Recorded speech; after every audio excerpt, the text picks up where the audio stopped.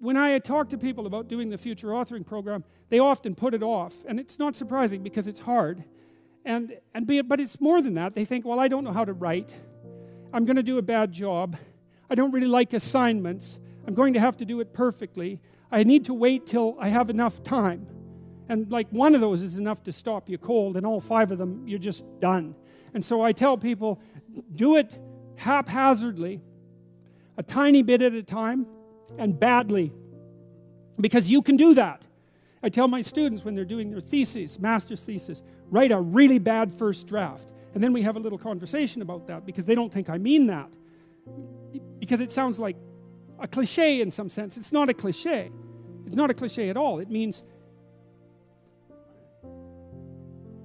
you're a terrible writer, but if someone put a gun to your head and said, you have to have your 100-page thesis done by next Monday, or I'll shoot you, but I don't care how terrible it is, you would sit down and write it.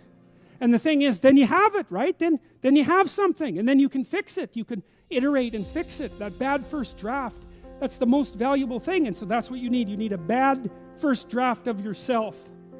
And there's an idea that Jung developed about the trickster and the jester, the comedian, right? That the trickster is the precursor to the savior. That's one of the things I learned from Jung that was just, it's so unlikely. You'd never think that. It's so amazing that might be the case. But the satirical and the ironic and the troublemaker, the comedian, the fool is the precursor to the savior. Why? Because you're a fool when you start something new. And so if you're not willing to be a fool, then you'll never start anything new. And if you never start anything new, then you won't develop. And so the willingness to be a fool is the precursor to transformation. And that's the same as humility. And so if you're going to write your destiny, you can do a bad first job. You're going to get smarter as you move forward. That's the thing, is that so something beckons to you. That's what happens here. Maybe the star that Geppetto wished on was the wrong damn star. But at least it was a star, right? At least it was in the sky. At least it moved him forward.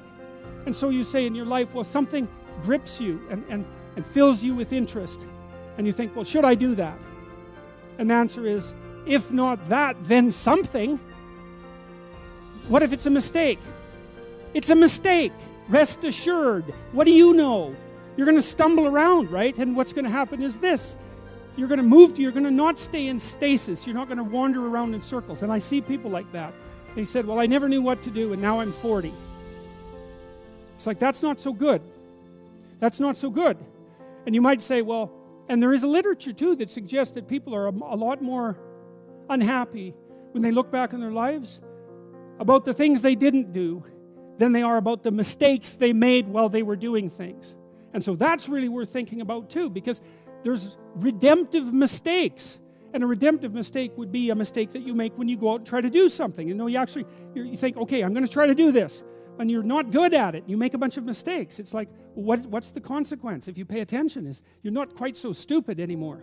That's the thing, is you've been informed by the results of your errors. And so what happens is you follow the beacon, you follow the light. And you're blind, so you don't know where the light is. It's dimly apprehended only, and you're afraid to follow it. But you decide to take some stumbling steps towards it. And as you take stumbling steps towards it, you become illuminated and enlightened and informed because of the nature of your experience, because you're pushing yourself beyond where you are, and you're going into the country that you have not yet been in, and you learn something. And so what happens then is the star moves. You move 10 feet towards it, and you think, no, that's not right. I didn't get it right. It isn't there. It's actually there. And so then you see it somewhere else, and you shift yourself slightly, and you move forward. And that's what happens, is that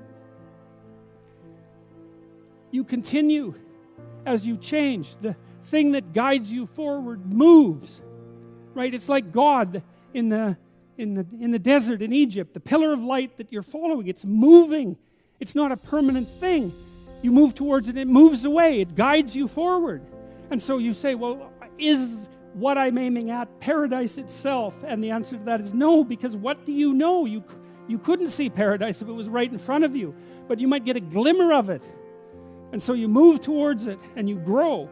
And then the next time you open your eyes, you see a little bit more clearly. And that's what happens, is that just happens over and over, right? It keeps moving. And so you move like this. But the thing that's so cool is that all those zigs and zags, you say, and each of those zags and zigs is a catastrophe. I hit a wall, my God, and then I had to die a little bit, and I barely got back up. It's a phoenix transformation at each turn, and it's painful.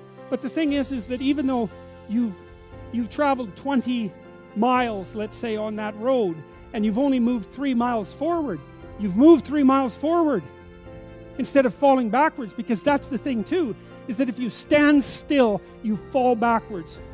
You cannot stand still, because the world moves away from you if you stand still.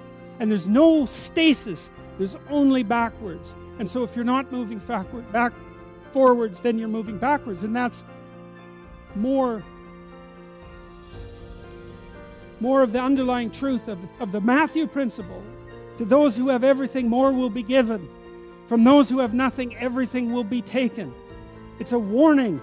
Do not stay in one place.